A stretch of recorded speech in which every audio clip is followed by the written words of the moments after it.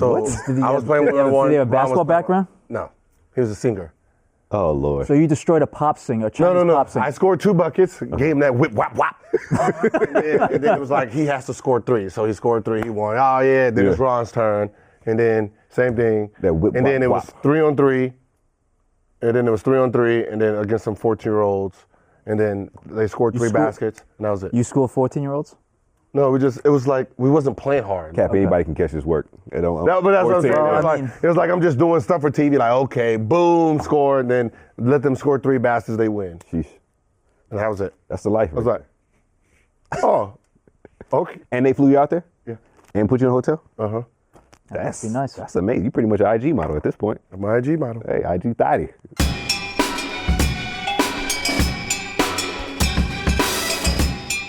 Welcome back to Out of Bounds. I'm Pierce Simpson. We hope you had a great weekend. Of course, on today's episode, we're going to talk about all the incredible playoff games that happened on Sunday. I'm joined here by Complex Sports Editor, Mr. Adam Caparell. Cap, how you doing, brother? Doing all right. Had to sweat out that total in the Cavs. In the Cavs game?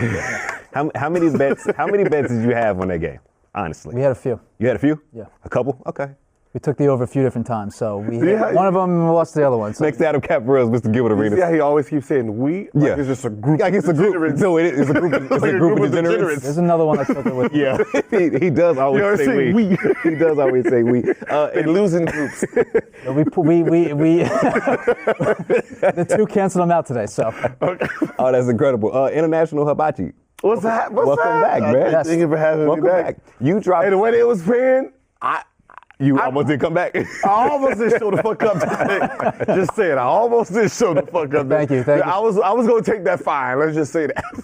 Thank you for coming back. You about to pull the Joe Budden on this? Is that what you gonna do? Is that what you gonna do, sir? No. No, not gonna do that. Okay. Be above that. Be better. Very true. But of course, starting with Sunday's first game was the matchup between the Milwaukee Bucks and Boston Celtics. Boston got out to a hot start, 2-0 in the series, but Milwaukee came back and cleaned things up, tying up the series 2-2. The Bucks beat the Celtics 104-102. Giannis and Chris Middleton combined for 50 points. Jabari Parker chipped in with 16 after scoring 17 in the Bucks Game 3 win. Obviously, he made his voice and concerns known that he wanted to play more. Seems like the coach made that happen. Jaylen Brown continued to impress with 34 points, getting 8 rebounds and 3 steals. He had 20 in Game 1 and 30 in Game 2. What do we make about the Milwaukee Bucks tying up the series with the Boston Celtics? Is Milwaukee starting to figure it out? Yeah, I mean, I know they're feeling great right now because you know they protected home court. Mm-hmm. You know, their home court. Right. You know, now they just have to go in Boston and still won. Yeah. Just one. Just the one. Yeah, just got to get one in Boston, and then it's their home court advantage. So right now they're playing great. You know, the Greek is, you know, he's dominating doing his thing, series. catching bodies left and right. Yeah, he's dominating this series. So it's just, you know, the rest of the Bucks just got to keep, you know, moving forward. Cat, before the series, we always talked about Milwaukee potentially having more talent right now than the Boston Celtics, considering Gordon Hayward and Kyrie Irving is out for the rest of the year. Do you think Milwaukee's figuring it out right now, and do you think they'll just take things over from here? No, because nobody cares about the series, okay? Whoever wins the series is going to face the Sixers in the next round and get bounced by the Sixers. Right. So it's like, who really cares? Like, in the grand scheme of things, who really cares about the series?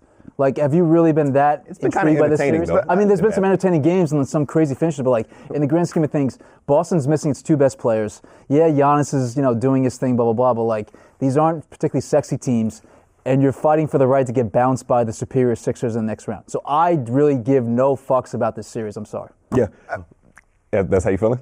I mean, that's actually correct. No one's paying attention. But there is some spiciness with this series. Marcus Morris was fined $15,000 on Saturday for criticizing the refs, and he went off again after getting a tech in the second quarter for mixing it up with Bucks guard Chris Middleton. He was quoted as saying, "I play hard, man. I don't know no other way. It's not like I'm overly talking to the referees or making infractions with the referees. It's a game between men, and we got out there and it gets chippy. We bump a little, and that's not over the top. But like every game, I have to get a technical foul. You know what I mean? I'm not engaging in anything. I'm not going at the referees. I'm not talking crazy to him." Do you think Marcus Morris has a point about the refereeing so far in the NBA playoffs? I mean, the playoffs is, you know, it's supposed to be, the ref's supposed to give you a little. Yeah. You know, like a little leeway. A little leeway, because you know what time it is. You know, it's about trash talking. It's about physicality, and you know who's gonna bump and grind the most. So you know, you got to let the players talk a little bit more. Can I ask you a question? Did you guys bitch and moan to the levels that we see right now in the NBA? Because it is insane how everyone argues bitterly over every single foul call. Because the problem is, you know, this is only the first round. So it's like we get babied. We get babied during the regular season. You know, you get all these little cheap fouls to get the scoring up and keep it all, you know, high profile. And then once we get to the playoffs, we expect the same type of treatment. So the first couple games, that first series, you know, we're going to be bitching and moaning because we're used to one style. You know, I'm used to getting these little fouls. Now you're not calling it. Like I'm seeing clotheslines going to the basket. And like I seen, you know, when every time Giannis dunked, it's actually and one. Yeah. You know, but they're letting it play. So it's like, you know, the players just got to get used to playing. But the complaining seems to be like over the top. Because that's what I'm saying. I mean, this year because it's the newer refs. Season. It's the newer refs. It's the newer refs where they're coming in, and this is like a substitute teacher, right? He doesn't know your joke style. He doesn't know you're a class clown. So he's going to send your ass to the office. That's what these refs has been doing all year. They don't know which players bitch and which players moan. They're sitting there teeing everybody up like it's no tomorrow. Yeah, so when the playoffs come, I'm so used to playing the way I play. And when you don't call that, I'm going to say something. But eventually you're like, okay, they're going to let us play through it. So let's just prison basketball now. I swear, if there's one 5-second clip of tape throughout the entire year of the NBA of one guy not bitterly complaining about one foul call, please send it to me. Because everything I've seen this year have guys like on their knees saying like, "What are you doing? How can you make this foul call?" Like just going out of their minds like about these foul calls. Did you see what got Bradley Beal kicked out? Well, that was a bullshit call. I know, but that's what happens. No, but I'm saying on a hand checking foul, like on regular foul calls, those guys are complaining being over the top and extra because you don't levels that we haven't seen ever in the NBA. Because how you ref is not how I ref, is not how he refs. So if someone's getting something with you and they don't get that with me, they're going to bitch at me. And then he's giving them something else, they're going to bitch at me. But it seems like I don't mind Bradley Beal going crazy over that foul call because that was a terrible foul call. But Gil, those guys can't be doing the same exact antics when you get called for a hand checking foul in the first quarter, and that's what happens. But if you're going to call this in the first quarter, but I didn't get called for the last 3 games, what the fuck? So that's what the problem is. Like we're playing the same style. The referee is not the same style because they're different refs. They have different views. They have different. They ref different. Like I knew one ref he said if you hear the whistle blow, throw the ball up. I'm giving you 2 shots. There's one ref that said I don't like blowouts. I don't like fucking blowouts. That's Tim Donaghy? No. He said I don't like blowouts. So I'm not going to let one team blow another team out. Okay. So I mean, hearing that, you got to understand. Like if you're up by 20. He's going to let the other team come back. Well, in the next game of Sunday's matchups, there was a blowout. The San Antonio Spurs staved off elimination, beating the Golden State Warriors 103 to 90. I agree. LaMarcus Aldridge had 22 and 10. Manu added 16 points and had a valiant effort at the end despite getting injured. Came back, kept playing. The fans in San Antonio just love him. Greg Popovich, of course, is still mourning the untimely death of his wife, Erin. Assistant coach, you're great with names. It's just the fill-in for Greg Popovich. The fill-in for Greg Popovich, of course. Coach the Spurs in place of his second game. Greg Popovich also missed game 3. It was an off night for the Warriors. Draymond Green had 18 rebounds, but only scored 9 points, 4 for 14 from the field. Klay Thompson only scored 12 points, 4 for 16 from the field. Chris Haynes of ESPN tweeted out, haven't seen Warriors locker room this summer in quite some time. Most players at their locker stalls with head down, monitoring their phones. What do we make of this game? Do you think this is an aberration for the Golden State Warriors, and will they finish up the series in Golden State for Game 5? What you looking at me for? Do you pay attention to the New York weather? Yes. Where it's supposed to be spring, but then winter comes back. I've been getting regular updates. Yes. That's what this series was. Like, come on, we want to see round 2 already. What the fuck are you coming back for summer? Let us get the barbecue and the thoughts out. That's what. That's what happened. I wasn't expecting to see you make that analogy. That's what this is supposed to be. Like, come on, like what? Why you want to be triumph right now? Like, why are you like give up already? We don't want to see you motherfuckers no more. It was nice for San Antonio to have the moment for Manu to like ball out of the fourth quarter. But I agree with you. But I agree with you. It just delays the inevitable and gives us a worthless Game 5 back in Golden State. Be a blowout. And you know why those guys are probably on their phones? Because they were canceling all the off-day plans they probably had. Like Wednesday was supposed to be New Orleans versus Warriors. No, it's going to happen later on in the week. They're going to delay it for a little while. It's going to happen. It doesn't matter, really. It doesn't matter. But now we got to watch this old ass team. I agree. It's a worthless Game 5. Again. A 40-year-old Ginobili. You can see the sunroof in this. We got to watch this one more time. Like, let's I get it over with. I agree, yeah. Game 5 could be the beginning of an interesting offseason for the San Antonio Spurs. You also, both of you talked about the interesting foul that was called on Bradley Beal in the Washington Wizards and Toronto Raptors game. The Washington Wizards tied them series with the 1 seed Toronto Raptors, getting an impressive victory at home, 106-98, again, even in series at 2-2. DeMar DeRozan had 35 points, but he got it on 10 for 29 shooting. John Wall and Bradley Beal combined for 58 points. John Wall had an impressive 14 assists. Given their history in the playoffs and their knack for kind of falling short from time to time, do we think the Toronto Raptors are seeing ghosts at this point and kind of thinking of playoffs of years past? Hey, them Canadians right now are shitting bricks. I can tell you that right now. They're shitting bricks over in the 6. Are you a rapper? Okay, that was pretty good. You got bars. You got better bars than Chris Webber. Hey, right, real talk. Because, I mean, this team did sweep you 2 years ago. Mm-hmm. You were swept last year. Now it's tied 2-2 back at home. The pressure's on you. Yeah. The pressure's on you to perform, and we've seen what happened when the pressure gets to that team. Yeah, because the Wizards are the AFC, they're playing with house money at this point. The series is tied. They played atrociously in the first 2 games of the series. A lot of people, including myself, wrote them off. I was already thinking of all-season plans for the Washington Wizards. Now you look at the squad, it's 2-2. If they get 1 game in Toronto... Game 3 is the most important team. I mean, Game 3 is the most important for Toronto because if Wizards get that game, they're not beating Wizards at home. Yeah. That's just going to Oh, you mean game 5? Game 5. Yeah, Game 5, yeah. I meant Game 3 over Toronto. Yeah. They're Game 3. Yeah. This might be my favorite playoff series still alive right now because of the massive amount of head games on both sides. You have the Raptors that have obviously their history to deal with, and then you have the infighting and the drama with the Wizards when things are going horribly. So it's like when Game 5 gets back to Toronto and Toronto blows them out by 20, you're going to see them going at each other's necks and going crazy and us talking about offseason plans. Then we'll go back to Game 6. The Raptors will be shook again after losing, and just like all the machinations of the head games involved. Did you say blowout? Yeah. I'm impressed that he used the word machinations. I don't even know what that means. I'm not gonna lie to that you. New York SAT word. They didn't have that here in California. I just let it roll over. I'll be honest. We didn't learn that in Texas Public School. I didn't get that one. So you don't no blowout in Game 5 in Toronto. The Wizards. They're shitting bricks right now. Like that is not what they wanted. They wanted to go up 2-0. You want to lead. They wanted to lead. You want to be Washington up to 3-1. And you mentioned the infighting. The Washington Wizards are a great front-running team. When things are going spectacular, John Wall's doing the behind-the-back layups, everything. But that's the problem. Right now, they're in the front run. Yeah. So they're going in Toronto upbeat. See, we can get chaos out of the series. Out of these 2 teams, these 2 head case teams, and I want chaos.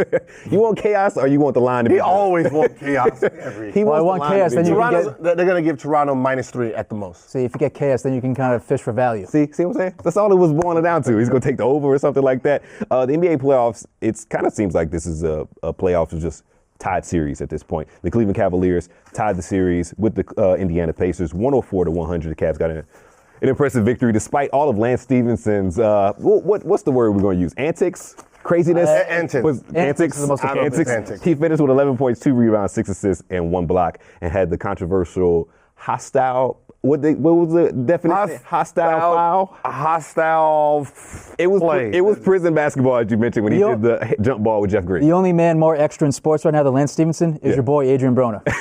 Very true. Yes. Adrian Broner is in the league.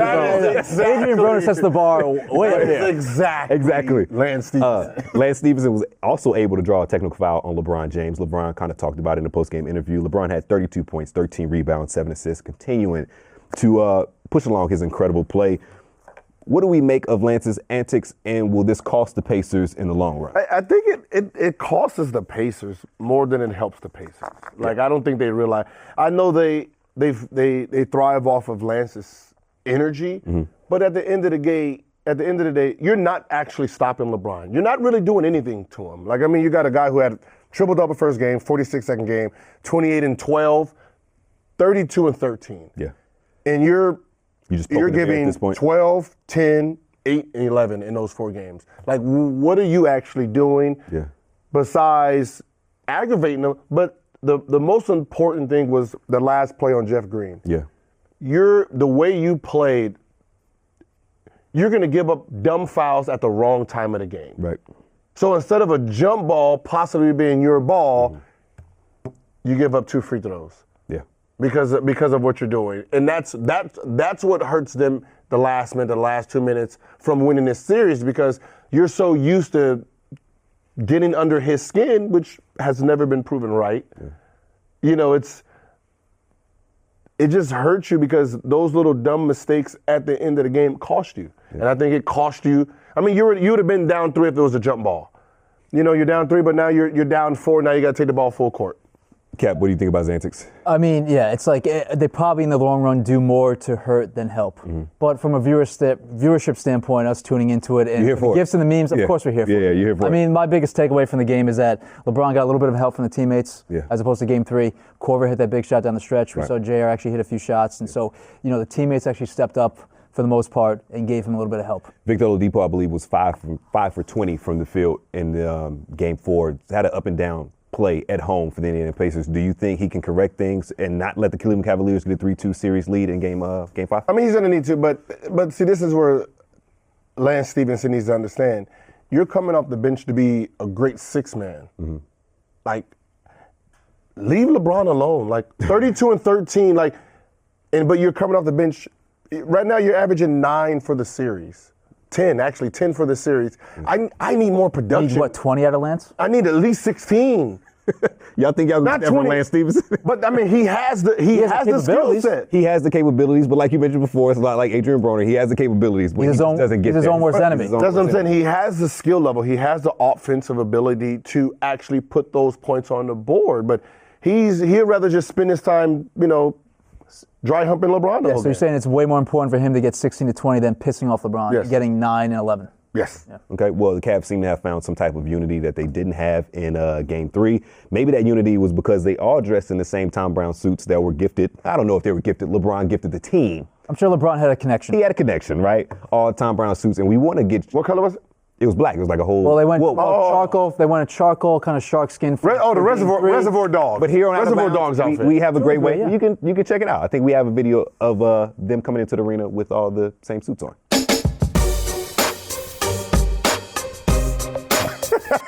He looks like a lawyer, for sure.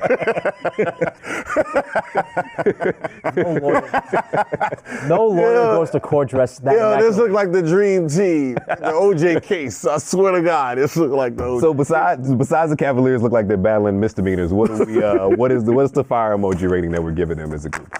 How many fire emojis can we put on the screen right now? Because I want all of them, okay? Those Tom Brown suits are immaculately tailored, and props to LeBron for gifting the team 2 sets of suits. Those are beautiful. He went opposite, right? You thought he was going to go.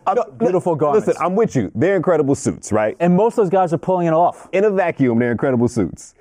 But seeing an NBA team come in unison, dressed the same like they did in Game 3, reminds me too much of a teenage AAU team, and I don't know if I like it. So, is a teenage AAU team wearing $3,000 suits? No, but it's getting the same effect. They're wearing jumpsuits the same. I don't want to dress the same as my coworker. Hey. I like it. You like it? I like it. It shows that they're together. The suits are dope. You remember after the first one when they were all gray. Yeah. And got just demolished. No. IT. Oh yeah, IG. You heard IT? Yeah. Where's my fit? I think I got fitted for that. It's great. Hey, listen. I would ask for they traded that shit also. They traded that shit. So official emojis, yours is going off. All the fire emojis. Okay. If I'm going out of 5, I'm gonna give it 3. It's a free fucking suit. I'm gonna give it a 5. Free $3,000 suit. I'm gonna give the suit a 5. The suit is a 5, but the wearing the same, I don't like that. So you wouldn't award? Five emojis for me. So you wouldn't award? Well, you know how LeBron runs his squads. I probably have to wear it. I would probably have to wear it. You want to be excommunicated? Yeah, I don't want to be excommunicated. I got to wear it. Trade your ass. He'd have brung Damon Jones back in. So I need official 1 out of 5 fire. 5. 5? Okay. Well, I guess I might be 5 since I gave the suits 5. Okay, so we talked about the Sunday matchups of games. We have to talk about tonight's slate of NBA playoff games. The Minnesota Timberwolves will take on the Houston Rockets once again in Minnesota. The Minnesota Timberwolves got an impressive victory in Game 3. 121-105 on Saturday night. First playoff win since 2004. Jimmy Butler scored 28 points, 7 rebounds, 5 assists. Andrew Wiggins went for 25 and 5. And Karl-Anthony Towns, the guy that's been missing for the first 2 games of the series, arrived in Game 3, 18, 16, and 3 with 2 blocks. Cat only shot 5 for 13, but got to the free throw line a lot, 7 for 7. Mike D'Antoni, James Harden, and Chris Paul kind of alluded to their offense being out of sync, which could have led to the loss in Game 3. Harden said this, it's pretty simple. Play hard the entire game. Shots are going to be made, shots are going to be missed, but I think defensively, as long as our focus level is there every possession, it doesn't matter about the offense. Defensively, we'll be good enough. What do you think worked for Minnesota in Game 3 to allow them to get such an impressive victory? Besides being at home? That's what it was? Well, maybe it was Derrick Rose. You kind of alluded to him maybe being back, 17 points, 2 assists, 2 steals, and 20. Derrick Rose, that it gives them another punch off. Offensively? Off the bench. Okay. But, they're playing at home, so they just have to do what Rockets did, hold home court. It's their home court right now. So, they're going to come out spunky. Anthony Towns needs to, really focus on this series because this is not his series. What do you mean by that? Yeah, he's the best player, but it's not his series. Like, he doesn't have the matchup, the mismatch that he thinks he had during the regular season. So, as a basketball player, great player, you have to understand, like, is this your series to dominate or not? Do you have the advantage in this series? And that's why he's been struggling. Like 18 points, you're like, he had it's still shit. It's still shit par to who he is as a player. But this series is ran through the guard play. Jimmy Butler has the advantage over James Harden because James Harden only wants to play offense. So he has to take advantage of him. So my question, you make a good point. I think you kind of answered the question when you did that. So just because you have James Harden and CP3, people look at it on paper, those are 2 all-star players, potentially future Hall of Famers. That's a mismatch for the Minnesota Timberwolves guard? Yes, because if their offense is ran by those 2 guys and you let them just play offense, they're going to keep beating the shit out of you. Right. But if your 2 guards challenge them, now you get them in foul trouble, now you get them tired, it hurts them on offense. So if you look at Game 1, the 2 guards combined for 28 points. Game 2, 18 points, Jimmy and Teague. Game 3, 51 points. Yeah. So the more they can contribute and neutralize James Harden and Chris Paul, pound for pound on the scoring, which they're going to get outscored, but as long as they can keep it close, it helps them. Yeah. And now with Derrick Rose coming off the bench, gives you another spark that they don't have an answer for. Cap, the Rockets won Game 1 by 3 points, blew them out in Game 2. James Harden struggled from the field in Game 2. Game 3, they obviously lost to the Minnesota Timberwolves. Should Houston be worried considering how the series has gone so far? Mike D'Antoni had some interesting comments to make about the defensive funk they've been in for a little while and how they haven't really played that well in 2 months. So, if you're talking about taking the team's temperature and what D'Antoni had to say, then I guess you should be worried a little bit. But, you have to give the Wolves credit. They hit open threes in Game 3.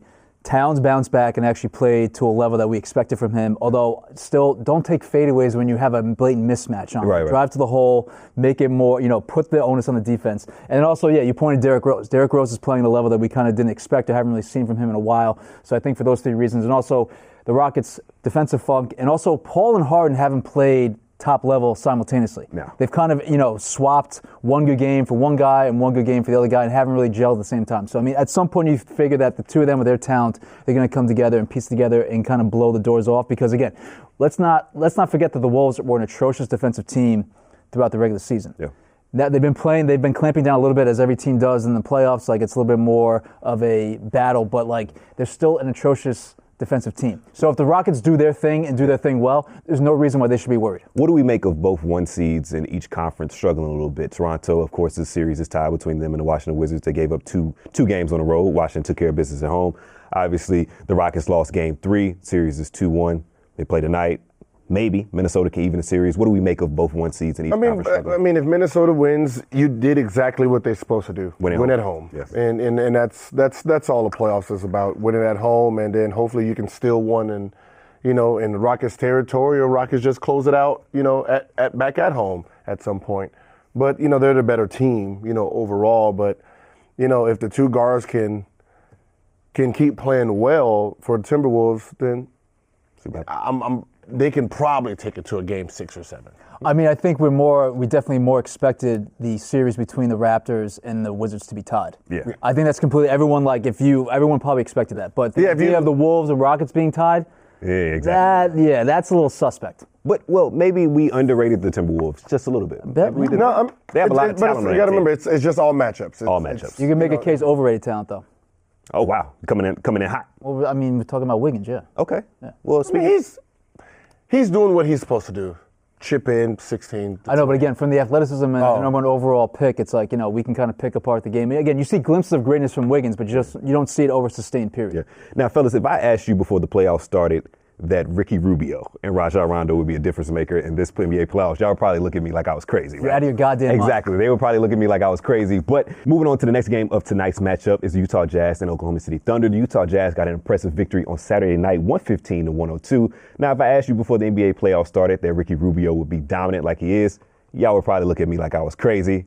Out of your goddamn mind. That's what you would say, Cap. I'm pretty much with you on that one. Ricky Rubio had a triple-double in Game 3, 26, 11, and 10. Mind you, in Game 2, he was 5 for 8 from the three-point line, scoring 22 points. Rookie of the Year candidate Donovan Mitchell had 22 points, 11 rebounds in Game 3, and of course dropped 28 in Game 2. What do we make of the series so far? Utah leading 2-1. Can Oklahoma City bounce back? Mind you, Russell Westbrook said in the post-game press conference that Ricky Rubio would not be getting any of that success like he did. And he's right. You think so? I mean, it was one of those matchups for Russell that it's like, oh, I got Ricky Rubio, so I basically get to do what the fuck I want to do.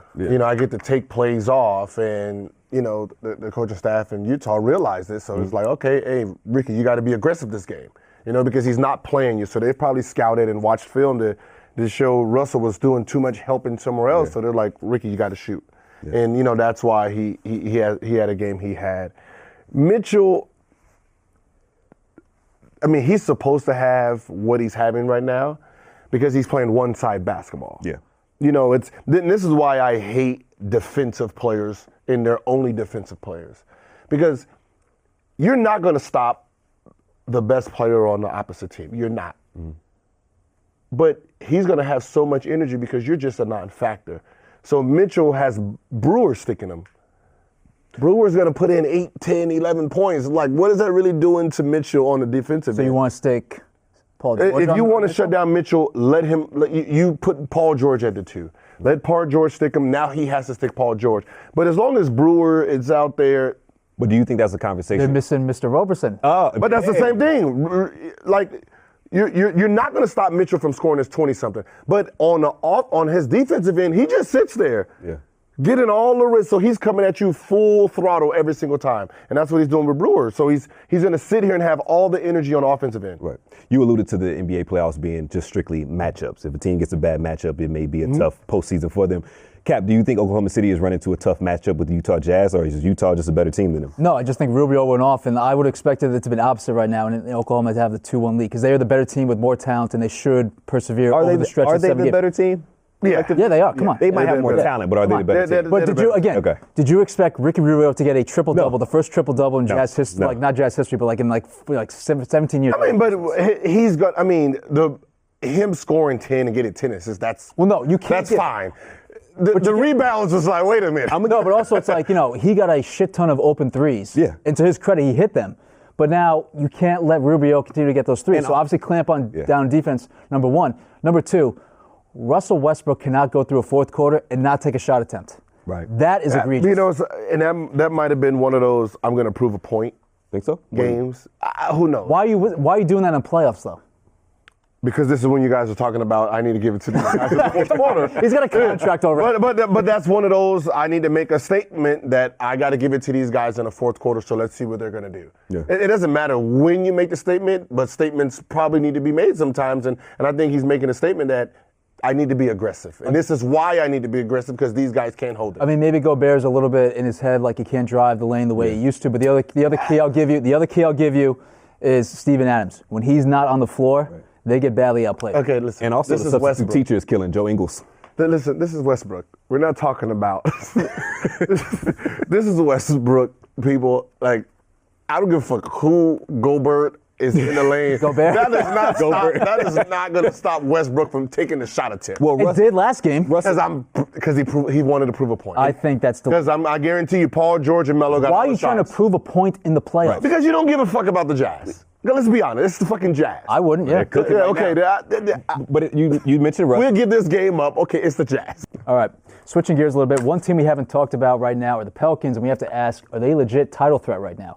Because obviously the Pelicans, the 6th seed in the West, took care of the 3rd-seeded Blazers on Saturday, sweeping them, and presumably the Pelicans are now set to face the Warriors. What are you laughing at right now? Did you say title contender?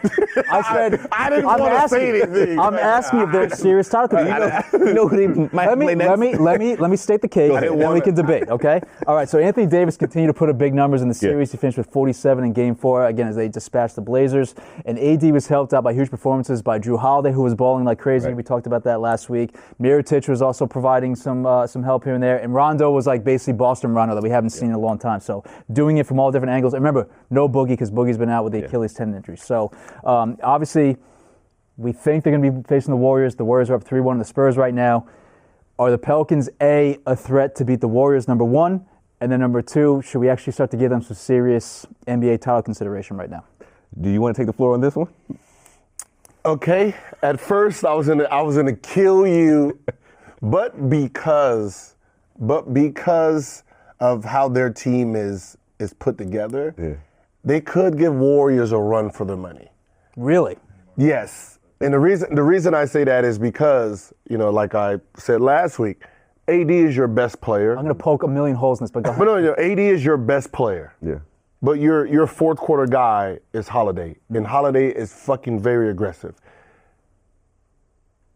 I don't know if Steph is coming back ready to face a guy like this at this point. Yeah.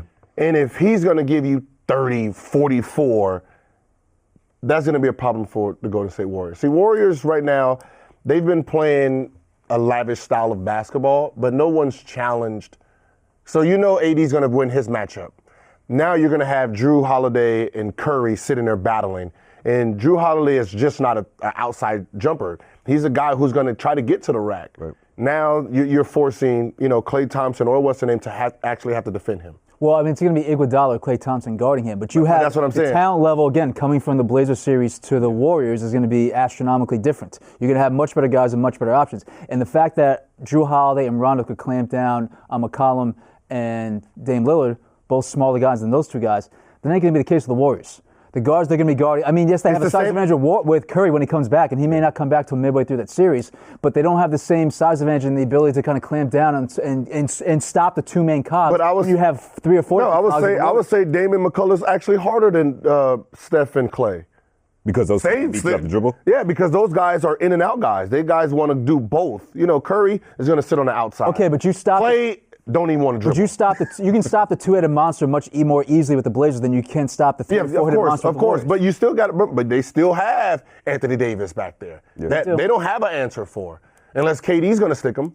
And I mean, you got to give Pelicans credit too. Remember, they went to Golden State, that 126-120 win towards the end of the regular season. I mean, a ton of guys. It's going to be a good matchup, and I expect Holiday to keep pushing forward. Like, I mean, that's what I said. Everyone always talks about Anthony Davis and how great Anthony Davis do, but, Holiday, 21, 33, 16, 44. Yeah, he deserves a shit ton of praise for it. I mean, and you're talking about their go-to guy in the fourth quarter. I mean, Rondo is going to do what Rondo does. See, that's what I said. Holiday, so Anthony Davis and Rondo are like this. That's who Rondo's looking for. Holiday is just their sniper. All right, so he's given the Pelicans a chance against the Warriors. I'm thinking it's going Game 7. You're saying it's going 7? Wow. I think so. I think it's going to be a tough series. I think Golden State is not necessarily looking forward to this matchup. The thing that gives me the definitive advantage for the Warriors over the Pelicans is the fact that who can combat Kevin Durant for the Pelicans? I think AD would just roam the paint and kind of keep everything relegated there, but they have no answer for Kevin Durant on the wing. They're going to try and throw Solomon Hill at him. And that's not an answer. So I think they can have a shot. Kevin, has the advantage here. Anthony Davis has the advantage over there. So it's who can bust out of those two and then who can equalize. I think the series will be 5. I'll take the supporting cast. 5? I think 5. I mean, they're the national. I mean, they're the champs. They just don't have the horses to compete. I mean, they don't have the horses, but they got the right horses. Yeah, but I will say this, though. Drew Holiday's emergence with the Pelicans this postseason makes this team a very intriguing squad going forward in the Western Conference. Let's say Boogie resigns in New Orleans. You might laugh at that because you don't know if he'll resign. But let's say Boogie resigns and you have that formidable three of Drew Holiday, Anthony Davis, and DeMarcus Cousins. Maybe Rondo can come back and keep things going. That's an impressive squad. And you have to give the GM credit for getting Mirotic at the deadline as well. What's so funny is the team doesn't need Rondo as much. They need him now because Cousins is out. But when Cousins and Anthony Davis are in, they're the point guards to each other. They're the point guards, and then you have Drew Holiday, who's just a scorer. Rondo helps them out when one of those bigs are out because he can get into the lane, pass it, get everybody else the ball. So it's going to be interesting to see who stays and who goes. Definitely. All right, real quick. Blazers, I think a disappointing exit early in the playoffs. No one saw the sweep coming. So what are they going to do in the offseason? Time to break up that backcourt. Right? No, I mean, the backcourt is not the problem. The backcourt has held solid. They need someone else. But how do you get those other pieces? I mean, if those are your two notable assets. You have to get a haul for one of those two. It's hard to find two guards that can just give you buckets. I mean, they need a four. They need a big man. They need someone who can put buckets in besides your two guards. You cannot win in this league. You want to run back with Nurkic, McCollum, and Dame. Here's where Portland messed and up. Mo Harkless. If they would have kept Aldridge, how good would they be right now? But here's where Portland messed up. That summer 2016 where everybody was getting paid, where Allen Crabbe got paid, where Evan Turner got paid, they just felt like they could collect assets and these high salary caps and just keep them and maybe trade for people.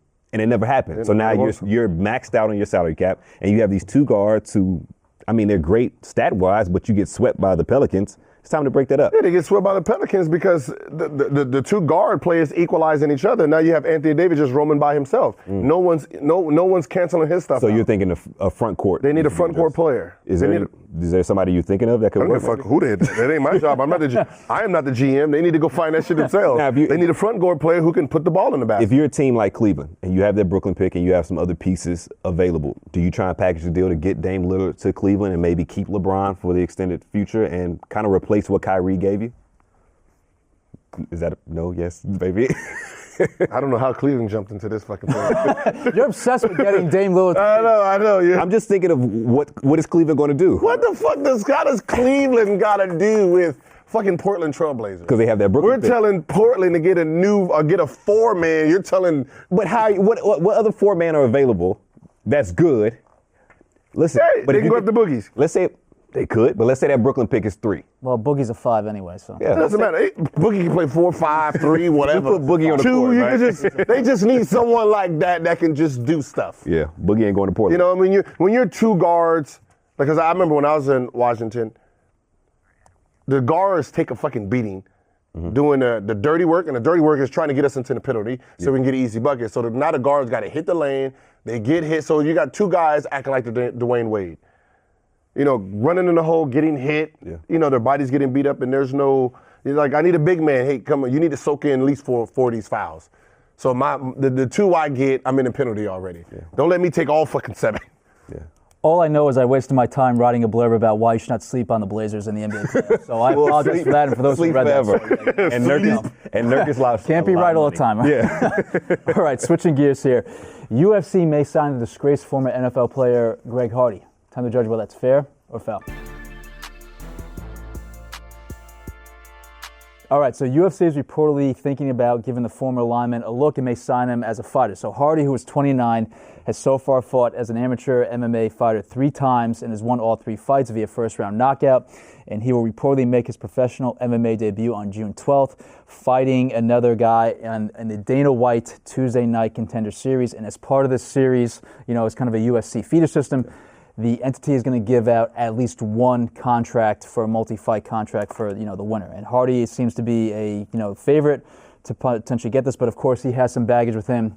We all know that, of course, during the Cowboys time, he ran into a foul with the law. There was the time he got arrested in 2014 after he allegedly assaulted his ex-girlfriend. That domestic violence case against him eventually was dropped, however, and he pleaded guilty to an unrelated misdemeanor drug charge in 2016. Hasn't played football since 2015. He's kind of, again, put all his cards into being an MMA fighter. But Dana White said back in 2016 that, quote, I am not saying he should be welcomed here. I'm saying I'm a guy who believes that if you make a mistake, your life isn't over forever.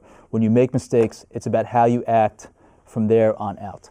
So, guys, fair or foul for the UFC to be sniffing around the idea of signing Greg Hardy to a multi-fight contract? I'm going to go with completely foul considering the history that mixed martial arts and just the UFC in general has had with domestic violence issues. We had the situation with Christy Mack and I believe her ex-boyfriend War Machine. Yes. And there was a situation where he's in jail for pretty much the rest of his life for the heinous crime that he committed against Christy Mack. So I would say for that reason in general, just kind of stay away from issues like that. So completely foul. You have a smirk and you've been staring at me for like 10 seconds. So what you think? This is UFC MMA, right? Yeah. It's aggressive sport. Why do I care what his past is like? The motherfucker likes to fight and do drugs. Put him in the sport. But I mean, at the end of the day, Gil, it's a business, right? So you have to have some type of morals, maybe. Hey, look, listen. Half the sport is felons. I'm pretty sure. He has a great I'm point. pretty sure half the. I don't know if I go half, but I mean, There's a good amount. It's an aggressive. They're aggressive guys. So I mean, if you told me like 85% of they have domestic violence, I'm like, okay, Right. I'm sure. It wouldn't shock you, is what you're saying. That makes sense. I kind of want to come down on your side and call foul because of, again, the murky waters this is kind of treading into. But at the same time, like, I also want to go on the side of fair and say, all right, if he's cleaning up his act and he's kept himself out of trouble, the nose is clean, all that stuff, right, and he wants to try to do something different, like, give him a chance. This is not a fucking church choir. What do you mean keep That's his a good nose point. clean? Yeah, but you can't. All right, but I'm supposed to go in there and bash this fucking guy's head in. I don't. Yeah, but you read about the case that was expunged and he didn't get, there's no, he didn't get in trouble for, but the allegations against him from his former girlfriend were really, really serious, really disturbing. Yeah. We're talking about fucking fighting, guy. We're talking about fighting. You're talking about keep a clean nose on a guy who's supposed to be physical. So I guess, but if you're also think about from the business side though, if you're the UFC, is it a good look for you to be signing a guy that has this kind of baggage? Yeah. When people have questioned whether or not you really care about domestic violence issues. Okay, again, this is fighting. People who's going to go there and try to knock someone's head off.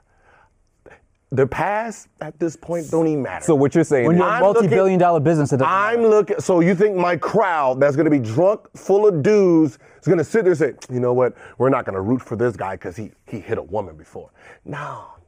But just rip this fucking head off. It's rolling. But that goes into sponsorships, that goes into pay-per-view buys. This is a brute. Come on. So you're saying is like whatever, if you're in a combat sport, a brute sport, it's kind of no holds bar, whatever you did. That's basically what it is. It's a no holds bar in these guys' background. I mean, let's be honest. Like steroids, all that. I guess my thing. You just assume that they're all doing it. My thing is like if you're going to try and take a stance on domestic violence and say what you've said in the past about domestic violence and try to clean your sport up, maybe you should pass on signing a fringe fighter like Greg Hardy. I'm just saying. Well, I guess, yeah. And if we believe in karma, maybe he loses. So. Hey, maybe. What? You have nothing.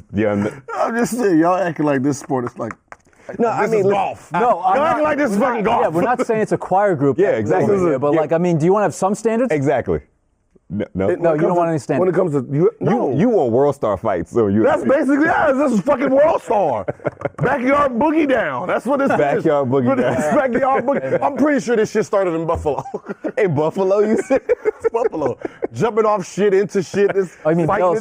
Shout out Bills Mafia? Yeah, shout out Bills Mafia. I'm pretty sure this started off. Maybe Out of Bounds can visit a Buffalo Bills home game and really turn it up. United. Yeah, everybody's like, nah. Look, I'm pretty sure that they don't see our color out there often. Yeah. Speak for yourself. That wraps up the latest edition of Out of Bounds. For Adam Caparel, Gilbert Arenas, I'm Pierce Simpson. You'll see us tomorrow. This is Out of Bounds. Bills. You going to the Bills? Bills. You're taking $100 million? Yeah. It's hard to get back $20 million. It's hard to get back all those hours shoveling out your car in the dead of winter. Yeah. I'll shove that shit for $20 million. I thought the same thing when I took that trip to China. Okay? Then I realized, hey, that was the quickest $65,000 I ever made. We should all be so lucky. That was the quickest fucking 65. I was like, that's amazing. I had to go to Compton to get like $65, let alone $65,000. Yeah. Yo, 25 minutes of work, if that. Sheesh.